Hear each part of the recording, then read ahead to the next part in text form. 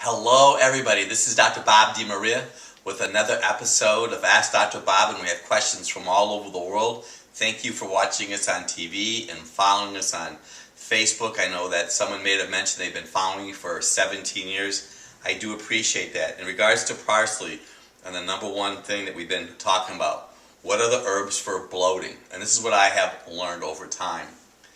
Peppermint leaf, which I take 5 drops every day, is very significant for liver gallbladder function, especially the gallbladder. A lot of times bloating can come from that gallbladder not functioning optimally. Peppermint leaf, I take 5 drops of that every day. Something else, because you asked a question about inflammation, what herbs are for that. Any type of digestive enzyme, we use a product that has trypsin in it that's also very effective for inflammation. I would avoid fruit and gluten. They commonly cause inflammation, and they also cause bloating and digestive distress. Someone wanted to know about cold sores after eating fruit, and a lot of times it could be a little bit of confusion. Cold sores are usually on these parts of your lips there. I tend to have received them or had them in the past. It's a virus issue. Canker sores are more in the mouth.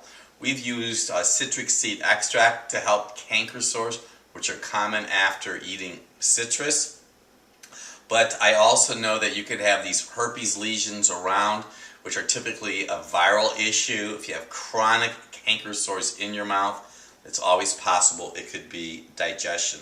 Someone want to know about oatmeal and gluten. So oatmeal does not have gluten.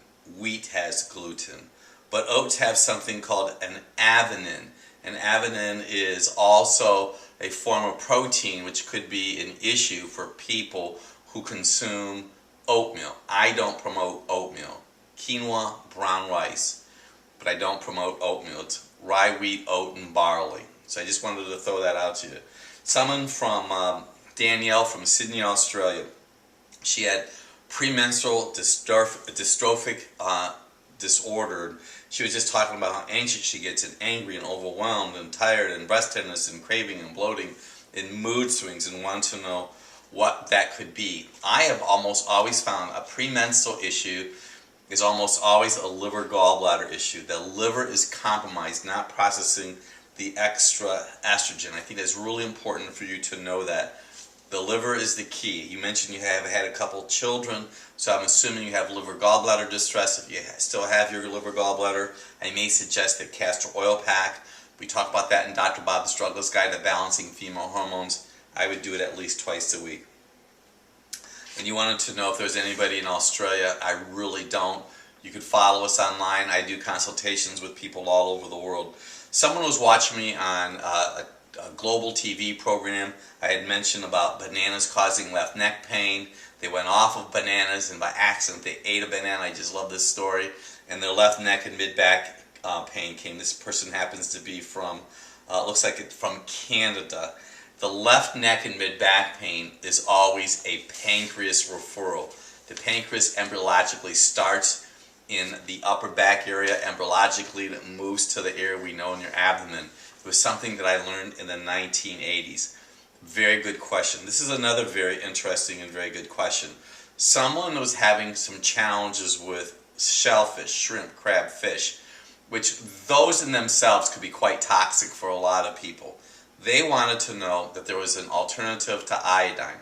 I want you to know something that we have learned in our practice. We use a product called cytosine parotid that helps individuals that tend to have difficulties with iodine sensitivity. So you mentioned fish. So also sources of iodine are any kind of sea vegetable, macrobiotic diet, source of iodine.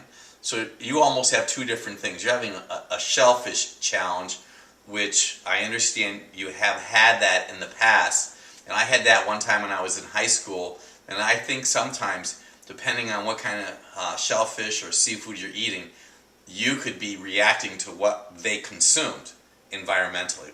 Very good question. Here's a question about hair loss. Somebody said, you know, my hair's been falling out, it's over shedding, it's been for several months right now. you mentioned a thyroid issue, and I would agree with you. It's probably a thyroid issue. You want to have a TSH, a T3, a T4, and a TPO. We recommend having the thyroid fixed and taken care of. We've also had great success using a product called inositol. The thyroid's important. Good oil is important. I may suggest the essential fatty acid blood spot test here. So here's the very last question. We've had some tremendous questions so far, and it looks like I'm going to be settling a family argument right now. They're arguing in the family about Mediterranean versus Celtic sea salt, and the dad wanted to know, what do I promote? Well, the reason that we use Celtic sea salt comes from the north of France, excuse me, comes from that North Atlantic area. I have nothing against the Mediterranean salt. The difference I would believe in my heart is the fact that the Mediterranean, it's in the Mediterranean Sea. It's not like the North Atlantic. You're getting waters from all over the world. So it's really significant to me to get that freshness from the North Atlantic versus something that maybe doesn't have the same movement of water. Good question. I would go with the Celtic sea salt. This is Dr. Bob DeMaria. Thank you once again for watching us on Ask Dr. Bob.